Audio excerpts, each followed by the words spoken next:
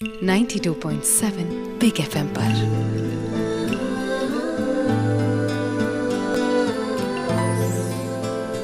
कुछ पन्ने जिंदगी के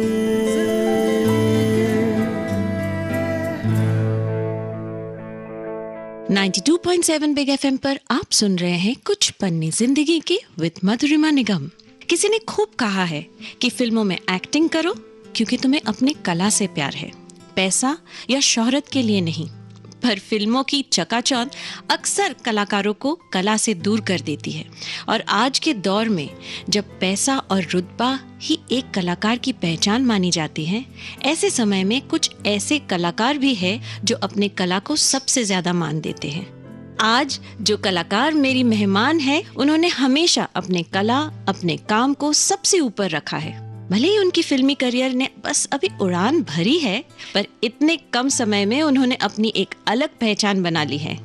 A very fine actor, a very nice person, Richa Chadda. Welcome Richa on कुछ पन्ने जिंदगी के with Madhurima Nigam only on 92.7 Big FM. Thank you so much. Richa, आप थिएटर से बिलोंग करती हैं और फिर आप फिल्मों में आए, तो अलग जॉनर ऑफ परफॉर्मेंस कहा जाता है।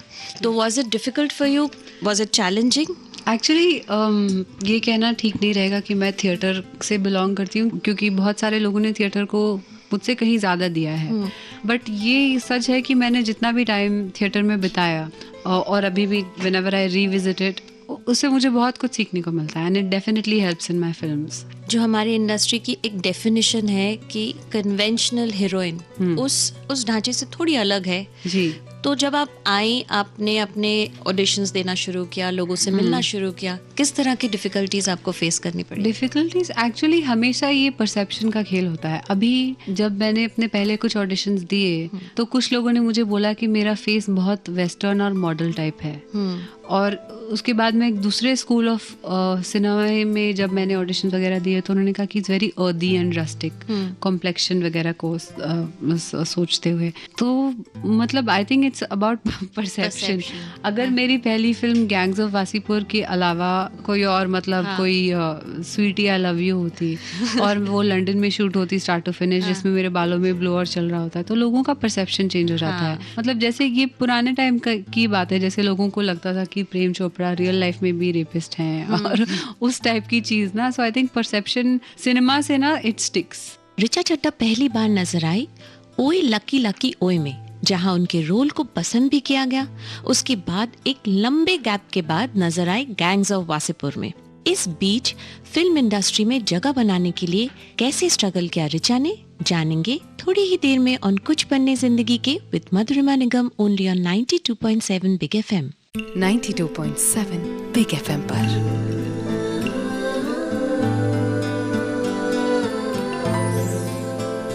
कुछ पन्ने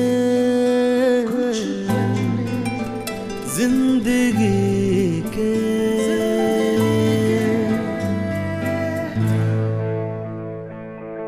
वेलकम बैक ऑन कुछ पन्ने जिंदगी के with Madhurima Nigam only on 92.7 big FM. और मेरी आज की खास मेहमान है रिचा चड्ढा।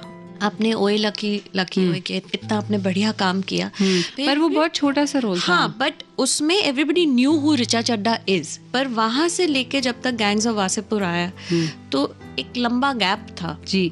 तो वो उस दौरान आपने क्या किया, किस तरह से? एक्चुअली ओए लकी की ओपनिंग बहुत अच्छी नहीं रही थी because it coincided with the terror attacks. मुझे रिव्यूज तो अच्छे मिले बट फिल्म को बहुत मजेदार कोई ओपनिंग नहीं मिली थी because it was exactly on the terror attacks. उसी दिन पे फिल्म आई थी, हॉल सारे खाली थे, तो आई वाज वेरी डिसअपॉइंटेड। और मुझे पता था कि अगर फिल्म इंस्टेंटली हिट हो जाती तो certainly I would have gotten a lot of I balls. फिर 2008-9 में ग्लोबल रिसेशन सा हो गया और मैंने तभी कॉलेज फिनिश करके फिल्मों में पहला कदम लिया था। तो मुझे ये था कि maybe I can't, should I. तो मेरे पेरेंट्स को बीच में लग रहा था कि तो चलो अभी तुम छोटी हो, एक MBA भी कर लो या उस टाइप से कुछ। पर मैंने वो नहीं किया। मैंने उन 2 सालों में मैंने बहुत थिएटर किया और वर्कशॉप्स की, जो भी आता था बॉम्बे में या दिल्ली में, तो पौंडीचेरी में गई वॉइस ट्रेनिंग करने, कुछ ऐसे मैं करती रहती थी जो मेरी फील्ड से कनेक्टेड था। मैंने कलरी सीखा या डांस या music, so you know it was oriented towards performance. और फॉर माय बिल्स मैं टीवी पे एड्स वगैरह कर लेती थी। तो I survive for those 2 years और तकरीबन 1.5 साल के बाद मुझे गैंग्स ऑफ वासेपुर मिल गई, जिसे बनने में काफी समय लगा। पर जब आपने गैंग्स ऑफ वासेपुर किया, that is known as a realistic film, वो एक अलग जॉनर माना जाता है हमारी film industry. It's not a commercial film. Box office पे हिट होगी कि नहीं उस पर निर्भर करता है, आपका पूरा करियर उस पर निर्भर करता है। तो कभी ऐसे लगा कि अभी मैं फिल्म तो मुझे अच्छी मिल गई, मुझे कैरेक्टर भी बहुत अच्छा मिला, सब कुछ मिल गया, पर इसके बाद कहीं मैं लिमिटेड ना हो जाऊं, लोग मुझे इसी तरह के रोल्स के लिए अप्रोच नहीं करें। एक्चुअली ये डर तो था मुझे और अभी भी है, क्योंकि जब भी मैं अपने करियर के साथ कोई रिस्क लेती हूँ, जैसे जब मैंने गैंग्स की, तो नवाज मुझसे वाकई उम्र में उस वक्त 20 साल बड़े थे। हाँ। और वो मेरे बेटे बने थे। तो वो बहुत मुश्किल होता है as an actress to you know do ageing and all that. उसमें मतलब रत्ती भर मेकअप नहीं, ग्लैमर नहीं, कुछ नहीं। And real life I am very fashionable, I like to experiment with my trends etcetera everything. तो रिस्क तो था, रिस्क तो मैंने हर किरदार के साथ लिया और मुझे लगता था कि at least for me I feel like as long as I'm young I can keep experimenting. इससे पहले कि मेरी कोई इमेज बन जाए, I want to do as much as possible in different ways. तो उसके बाद मैंने की भोली पंजाबन, जो कि इतना टफ कैरेक्टर था। So tough. I remember Fukrey में। फुकरे में मुझे बहुत मजा आया। वो मेरी मतलब हम उम्र ही थे वहाँ पे भी मुझे had to play slightly older than them.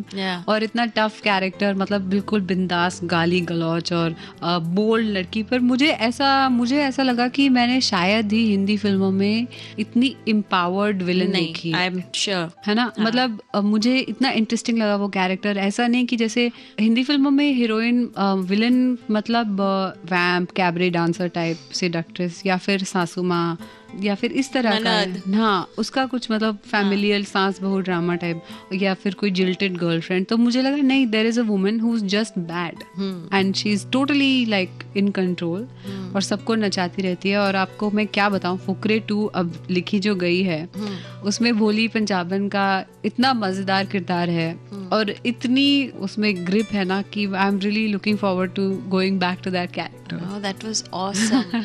Gangs of Wasseypur, Fukrey जैसी कई फिल्मों में मेन लीड करने के बावजूद क्यों ऋचा चड्ढा फिल्म रामलीला में एक कैरेक्टर रोल के लिए राजी हो गई, जानेंगे कुछ ही देर में खुद ऋचा से ऑन कुछ पन्ने जिंदगी के with Madhurima Nigam, only on 92.7 big FM. 92.7 big FM पर।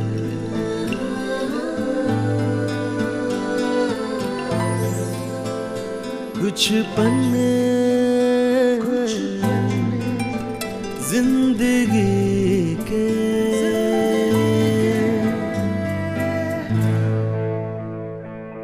वेलकम बैक ऑन कुछ पन्ने जिंदगी के, मेरे साथ मधुरिमा निगम के साथ। और मेरी आज की खास मेहमान है मेरी बहुत ही प्यारी एक सहेली, बहुत ही बेहतरीन एक्ट्रेस ऋचा चड्ढा। फुकरे, तमंचे, इस तरह के ये सारे थोड़े कमर्शियल फिल्म्स है। उसके बाद मतलब जहां आप मेन किरदार प्ले करी थी, वहां से आया रामलीला, जहां पे रामलीला की कहानी कुछ अलग है। रामलीला मैंने तब साइन की थी जब मैंने ऑडिशन दिया था, तब करीना कपूर कर रही थी, ऐसी सब बात की।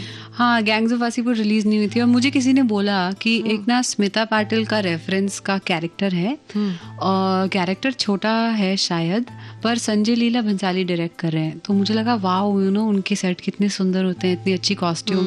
मैं एक बार जाती हूँ, मिल के आती हूँ। तो मैं उनसे मिली तो he really took a liking to me. और उसके बाद मुझे मना करना ठीक नहीं लगा। मैंने एक्चुअली वो इकलौती फिल्म है जिसकी स्क्रिप्ट भी नहीं पढ़ी। अच्छा। और बस हाँ कर दिया। It was just pure love for I think his film making, क्योंकि वो एक लेवल के फिल्म। उस फिल्म में जब आप काम कर रही थी, अब आपने साइन पहले किया, फिर जब तक ये फिल्म बनी तब तक बाकी जो लोग थे, दीपिका हो, रणवीर हो, सुप्रिया पाठक जी हो, ये सब एक लेवल के, और वहाँ आप एक किरदार निभा रही है जिसका रोल बहुत छोटा है, पर you are by then you are already Richa Chadha.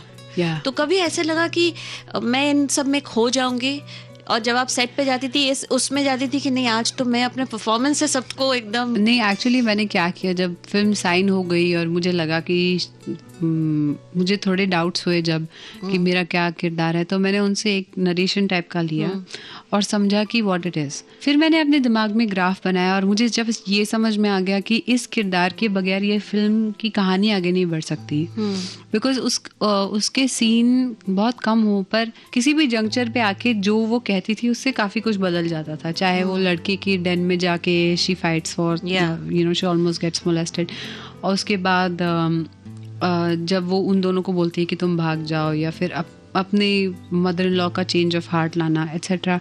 So then I looked at it like a character that I have to justify. Your character was like a semi-protagonist in the movie. Yes, it was. It was like a secondary protagonist in the film. Yeah. But so I understood, and you know, at that point of time, it's not even like कि मैं ये भी नहीं कह सकती कि मैं इतने भारी बजट और लाइबिलिटी वाली फिल्म अपने कंधों पे लेके आगे चल सकती हूँ। I think वो अभी आज तक बड़े स्टार्स के लिए भी बहुत मुश्किल होता है। So I have no regrets, but maybe I will not repeat it. Yeah. फिल्मी दुनिया के चकाचौंध पाने की कीमत कुछ लोग कास्टिंग काउच से लगाते हैं। ऋचा चड्ढा ने क्या कभी ऐसा कुछ एक्सपीरियंस किया? जानते हैं खुद ऋचा से कुछ ही देर में। तो सुनते रहिए कुछ पन्ने जिंदगी के मेरे साथ मधुरिमा निगम के साथ सिर्फ 92.7 बिग एफएम पर। 92.7 बिग एफएम पर।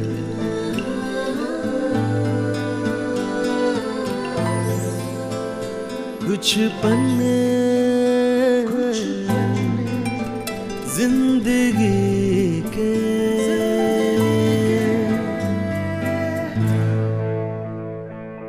वेलकम बैक ऑन कुछ पन्ने जिंदगी के मेरे साथ मधुरिमा निगम के साथ सिर्फ 92.7 बिग एफएम पर।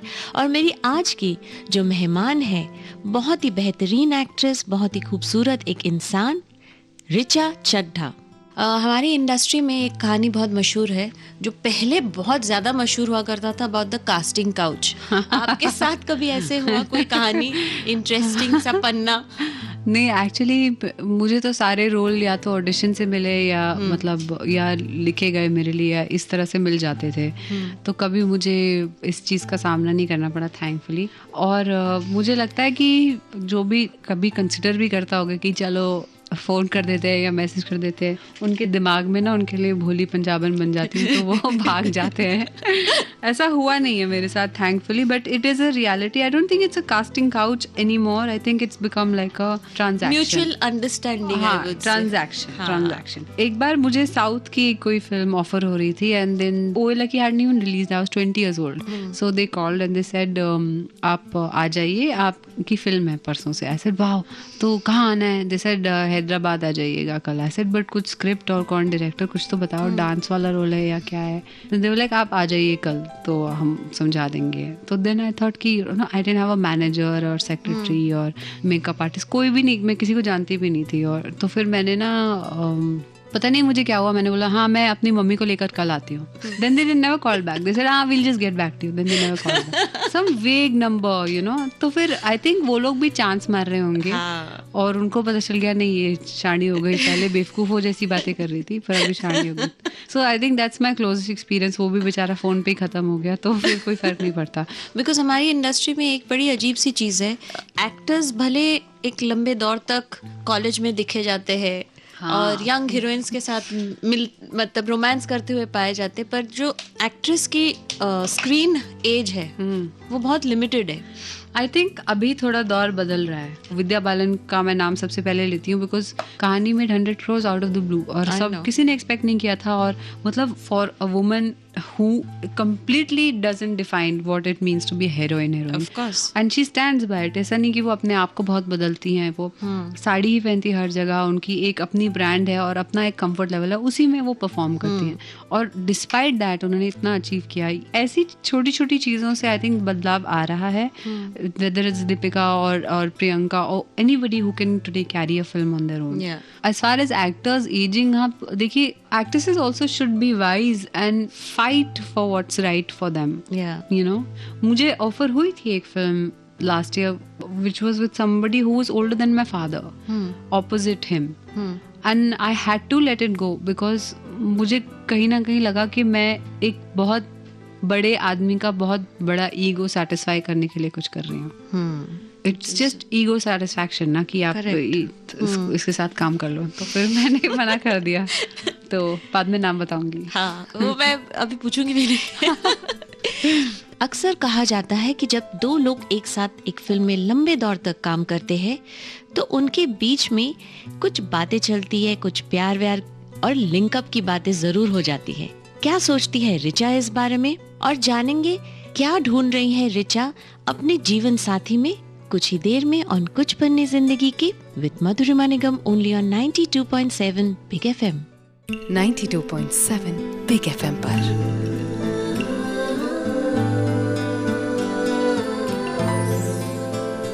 कुछ पन्ने जिंदगी के।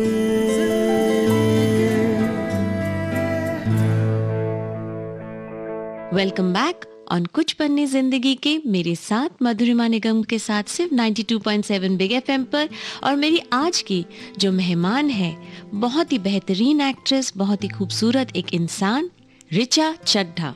अक्सर ये माना जाता है कि जब एक्टर्स बहुत लंबे अरसे के लिए एक फिल्म पे काम करते हैं, साथ में जब आप इतने दिन काम करते हैं और खास करके जब आप बहुत ज़्यादा रोमांटिक सीन्स या क्लोज इंटीमेट सीन्स करते हैं, तो कई लोगों में कुछ एक फीलिंग सी जग जाती है, रोमांस जग जाता है। कभी ऐसा हुआ है कि आपको लगा कि मतलब ये एक्टर के साथ, क्योंकि मैंने सुना है कि आपको as a life partner you don't want to get involve with an actor? Not necessarily, actually मैं चाहूंगी कि मेरा सर दर्द कम हो और कोई मतलब दूसरा आदमी हो, कोई जैसे gardener, doctor, real estate broker या कोई भी चलेगा, पर एक्टर मुझे लगता है फिर वो सेम चीज। एक मैंने देखा है बहुत सारे इंडस्ट्री कपल्स ना, वो पूरे दिन यही बात करते रहते हैं, मतलब क्या ओपनिंग हुई, अच्छा ये ट्रेंड कर रहा है, ओ वेरी गुड, इसका ट्रेलर देखा, कितने हिट्स, ओ वाओ, इंस्टाग्राम कितने likes, and that's their life. They only now the kids start talking like that. I don't want that kind of life, I want a normal life. मुझे एक आम जिंदगी चाहिए जिसमें मतलब there is place for other things, जैसे कि आपको नेचर के लिए आपको वक्त मिले, या कुछ पढ़ने के लिए, कुछ अच्छा म्यूजिक के लिए या डांस के लिए, या इंटरेस्ट कुछ अलग हो सिर्फ एक्टिंग से, जो कि काफी मतलब you need a full life. काफी बोरिंग हो जाता है। और मैं हमेशा कहती हूँ एक्टिंग इज हमारा काम एक्टिंग में सिर्फ 30% रह गया आजकल। बाकी का तामझाम, ये स्क्रीनिंग, लाइट, वो भी PR, डिजिटल PR और इन फिल्म एडवर्टाइजिंग, इसका अब कोई अंत ही नहीं है। तो आई फील कि सिर्फ इस वजह से नहीं, दूसरी ये वजह कि एक्टर्स को टेम्पटेशन हमेशा हाई रहता है फॉर सम रीजन। लड़की हो चाहे लड़का, लोग उनके पीछे भागते रहते हैं कि यार वाह एक डेट मिल जाए, या इट्स वेरी फनी। उनको ये एक ट्रॉफी की तरह पीपल ट्रीट इट। तो मुझे एक तो मुझे खुद किसी की कॉन्क्वेस्ट का हिस्सा नहीं होना, और दूसरा मैं नहीं चाहती कि मैं अगर किसी के साथ हूँ तो दिन रात ये चिंता करती रहूँ कि अरे यार ये भाग जाएगा। I can't keep a tab, you know. Of course. So, अगर if I'm with an actor, it'll have to be someone very special and intelligent. क्या रिचा को कभी ऐसा लगा कि बस अब बहुत हो गया, फिल्म लाइन छोड़ के कुछ और करना चाहिए? ऐसा क्या हो गया था, ये बात जानने के लिए बस थोड़ा सा इंतजार करना पड़ेगा। तो सुनते रहिए मेरे साथ, यानी मधुरिमा निगम के साथ, कुछ पन्ने जिंदगी के सिर्फ 92.7 बिग एफएम पर। 92.7 बिग एफएम पर।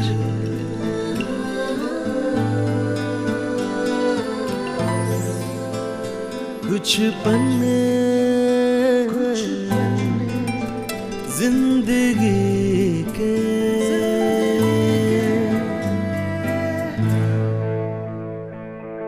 वेलकम बैक ऑन कुछ पन्ने जिंदगी के, मेरे साथ मधुरिमा निगम के साथ। और मेरी आज की खास मेहमान है मेरी बहुत ही प्यारी एक सहेली, बहुत ही बेहतरीन एक्ट्रेस रिचा चड्ढा। कभी ऐसे लगा कि बस अब तो मुझे इतना ज़्यादा कुछ मिल नहीं रहा है, या फिल्मों में मेरा कुछ करियर आगे नहीं बढ़ रहा है, तो मैं कुछ और कर लेती हूँ एक्टिंग के अलावा? आई थिंक ऐसा मुझे हफ्ते में एक बार लगता है। और ये कांस्टेंट स्ट्रगल है, और इससे जो भी इस फील्ड में आना चाहते हैं उनको इससे वाकिफ होना पड़ेगा, क्योंकि 1000 लोग होते हैं दिमाग खराब करने के लिए। जैसे कोई बोल देगा कि अरे अब तुम्हें इस टाइप के रोल्स करने चाहिए, या इस क्रिकेटर के साथ दोस्ती बढ़ानी चाहिए। अच्छा, ऐसा भी है? हाँ, बहुत सारे इनपुट्स तो एंडलेस आते हैं, उसमें कोई कॉन्क्रीट होता नहीं, कि मतलब कोई सोचने लायक चीज होती नहीं। But they can really destroy your confidence and confuse you. ये तो सच है. मुझे ऐसा बहुत यो होता है मूड में, पर मैं क्या करती हूँ, मैं अपने आप को I pull back and I do something I really enjoy, और फिर मैं थोड़ी ठीक हो जाती हूँ.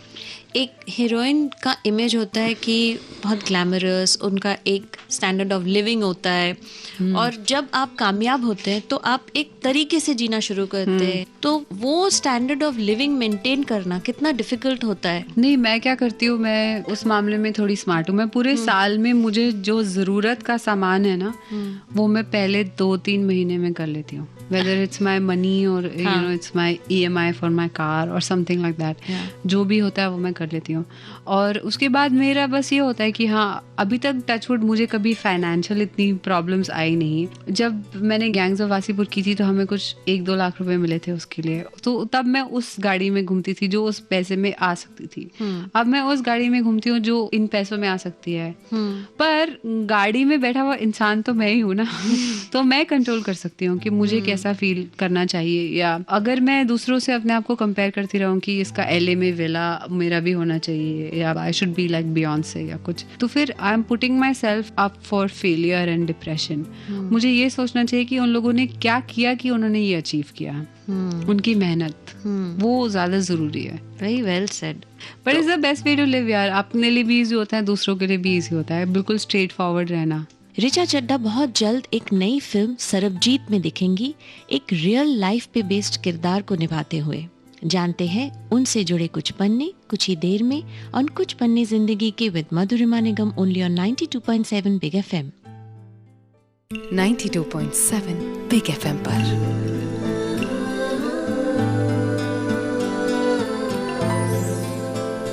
कुछ पन्ने जिंदगी के.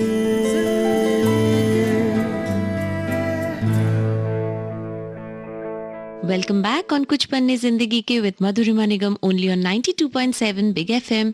और मेरी आज की खास मेहमान है ऋचा चड्ढा.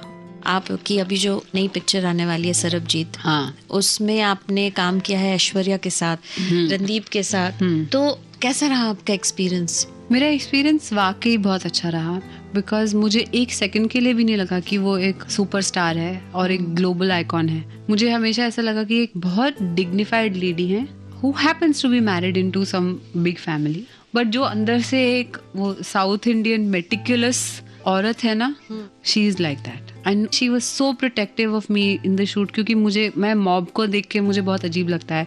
कभी 2-3 बार सेट पे ऐसा हुआ कि मॉब आ गया बहुत बड़ा, जब हम पंजाब में शूट कर रहे थे, और उन्होंने मुझे खींच के अपनी गाड़ी में बिठाया और अपने साथ ले गई, घंटों बातें की. She doesn't have to. ये उस तरह की फिल्म भी हो सकती थी जहाँ वो अपनी वैनिटी में रहे, मैं अपनी वैनिटी वैन में रहूं, और हम वहाँ सेट पे hi how are you shoot करके चले जाएं. पर आपको फिल्म के फर्स्ट फ्रेम से पता चल जाएगा कि मुझे कभी ऐसा नहीं लगा कि हम दोनों फैमिली मेंबर्स नहीं हैं. हालांकि ब्लड रिलेशन नहीं है हमारा फिल्म में, पर आप जब देखेंगे तो आपको समझ में आएगा. And that is because of her. अगर वो एक वॉल खड़ी कर देती कि तुम कल की एक्ट्रेस, अभी क्या मेरे सामने, मैं कब से मतलब इतनी मशहूर और इतनी खूबसूरत हूँ, मतलब वैसा अगर कुछ हो जाता तो बहुत दिक्कत होती. But she is so warm, so giving. उन्होंने मुझे कई बार ये भी बताया कि तुम ना इस एंगल में ऐसे मुड़ के ऐसे ये बोल रही हो ना, तुम्हारा फेस में शैडो आ रहा है, ऐसे घूम के ये बोल दो. इतनी टिप्स देती हैं वो.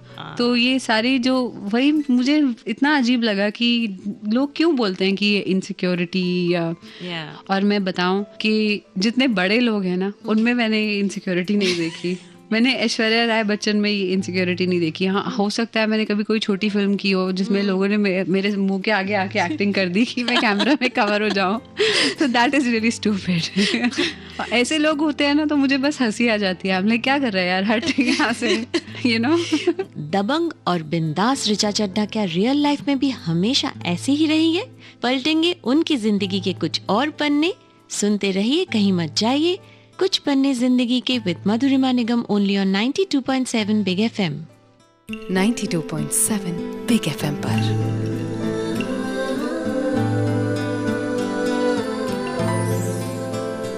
कुछ पन्ने जिंदगी के.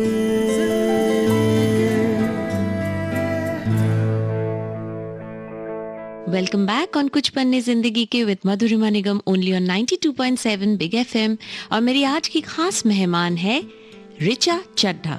पूछना चाहूंगी, आप कभी आपने स्कूल या कॉलेज में किसी को पीटा है? क्योंकि आपके जो पर्सनालिटी अभी जब बात कर रहे हो मुझे लग रहा है ऐसा कभी कुछ इंसिडेंट जरूर हुआ होगा। नहीं, मैं पीटती नहीं थी, मैं डरा जरूर देती थी। हाँ, मतलब और मैं अपने ज्यादातर दोस्तों के लिए लड़ती थी। हाँ। वो लोग भी मुझे आके ऐसे जैसे सलमान खान होते हैं ना आजकल इंडस्ट्री में, भाई ने बोला टाइप से मुझे स्कूल कॉलेज में आके बता देती कि इसने मुझे ये कहा, इसने मुझे ये कहा। I would go and fight for them, but actually I am not a violent person at all, बिल्कुल भी नहीं। I try not to use leather, I am pure vegetarian, मैं अंडा भी नहीं खाती, और सिर्फ इसलिए क्योंकि मुझे जानवरों से बहुत प्यार है।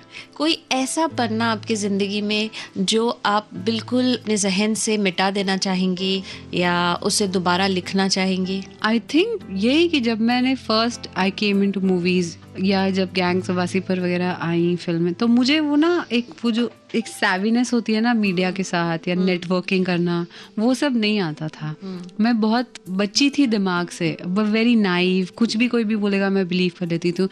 तो उस चीज को मैंने अभी थोड़ा कंट्रोल किया है। आई थिंक मैं बचपन में I was very mean to my brothers, so I don't want, अब मैं बड़ी हो गई हूँ तो मैं कभी ऐसा नहीं करूंगी। मुझे बहुत प्यार है उन सबसे।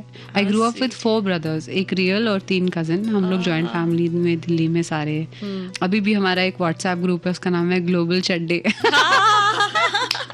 So all my brothers and I, and we are constantly chatting on it. So तो अगर 4 भाइयों में आप एक बहन रही होंगी तो आप तो बड़ी पैम्पर्ड सी है। Exactly. बहुत हाँ, तो सरबजीत फिल्म में मुझे ऐसे बोलते हैं गोबर के उपले बनाने हैं, तो मैं पूरे दिन अपने नाखून ही धोती रही कि यहाँ गोबर की स्मेल नहीं जा रही। फिर रोटी, तो रोटी बनानी थी, तो रोटी ना, तो मैंने कहा बना के रख दो, मैं उसको टर्न कर दूंगी। तो वो ले आए और मुझे पता नहीं था, मैंने चिमटे से ना ठंडी रोटी उठाई और गर्म रोटी हाथ से उठा ली। तो इस तरह की चीजें, तो I have been very pampered. पर आई थिंक बॉम्बे आके जब आप खुद रहने लगते हैं, रेंट देना पड़ता है, तो आटे दाल का भाव पता चल जाता है। Richa, it's been such a pleasure talking to you. Very entertaining interview. Thank you so much. Thank you for coming on कुछ पन्ने जिंदगी के and taking out so much time and chatting with me. Yeah, it was amazing. Thank you. Thank you.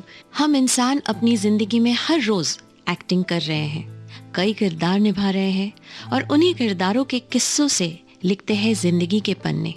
अगले रविवार एक नए किरदार के कुछ नए पन्नों के साथ फिर मिलूंगी ऑन कुछ पन्ने जिंदगी के विद मधुरिमा निगम, सिर्फ 92.7 बिग एफएम पर।